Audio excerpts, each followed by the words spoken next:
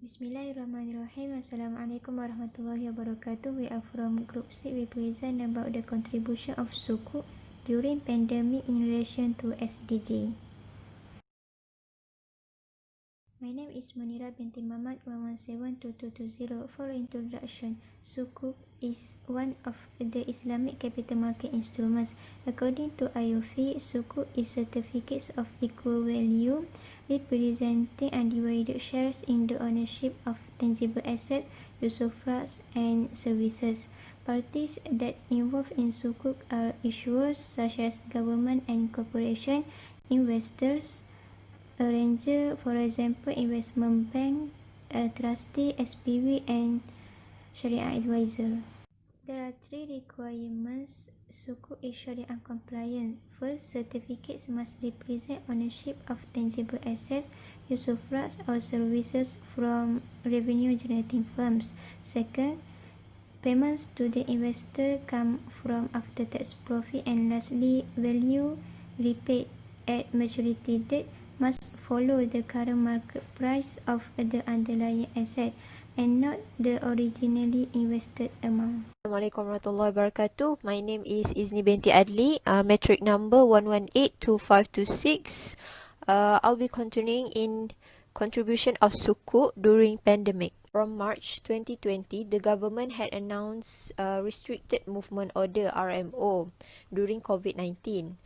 This pandemic not just affected the people like us, but also all the economic institution until today. In the meantime, the government also have made decision in issuing the Sukuk. In a function of Sukuk, it can help to build up the economic institution by pulling the government sustainability to help the economic sector that were affected during pandemic. The question is how they focus on build up the economy with issuing the Sukuk. With Sukuk, it depends on what the issuer objective.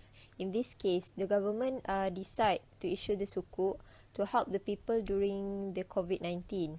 So, when the investor support this transaction, it will help not just all the people in the country but also the economic, and it meaning that it focus on two things, which is the welfare for the citizen and also the economic institution in the country.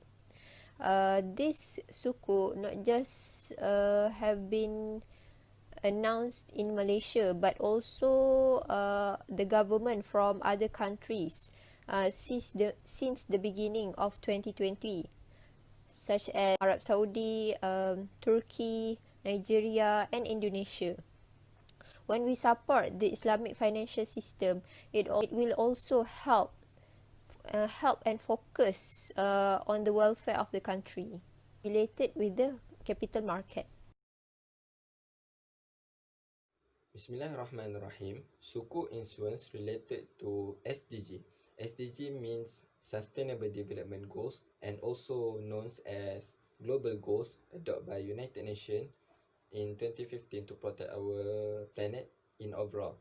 Sukuk is Sharia compliance and one of the Islamic instrument.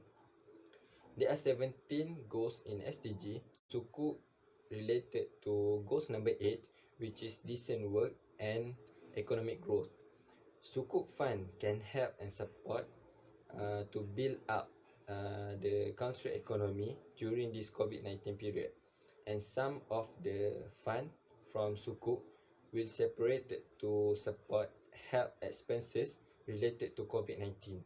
And that is one of the goals in SDG, which is goals number 3, good health and well-being. My name Nurhanisa binti Kemat and my metric number 1172226. Today I'm going to explain about the examples of Sukuk, which is Sukuk Prihati. Due to pandemic COVID-19, the government of Malaysia has taken swift and proactive actions by issuing one instrument in order to protect lives, support businesses, and strengthen the nation's economy.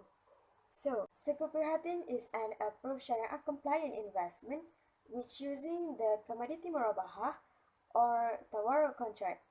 It's also offered fully on the digital platform via JobPay or Do It Now through the internet and mobile banking platform by its distribution banks, which is Maybank. It has been stated that a minimum investment in the Sukuk Prihatin is 500 ringgit with no maximum limit. The profit of Sukuk will be paid every quarter and exempted from tax. Then, it will be channeled to the Kumpulan Wang COVID-19 to finance programs that will benefit those who are affected by COVID-19.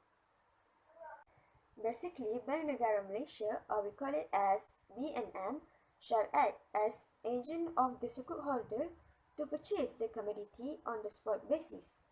Upon completion of the purchase, Bank Negara Malaysia on behalf of the sukuk holder will sell the commodity to the government at a cost plus markup price to be paid on deferred payment basis. BNM, as the agent of the government, then will sell the commodity at the cost price on spot basis and remit the cash to the government. To sum up, despite the global financial market and economy fueled by the novel coronavirus, the Sukuk bond instrument remains a viable investment that could create superior value. This is likely to be accelerated as governments increasingly turn to Sukuk to help plug their widening deficit. As a profit-loss sharing contract, using Sukuk to fund infrastructure would essentially constitute securitizing future cash flows from the project. The key advantage to government would be that, unlike that, there are no fees obligation and therefore no leverage. The macroeconomic vulnerability arising from that induced volatility is avoided. In other words, Sukuk plays an important role in the development of an Islamic market and banking system while boosting the standard of living in Islamic society and developing these societies' economies. Thank you.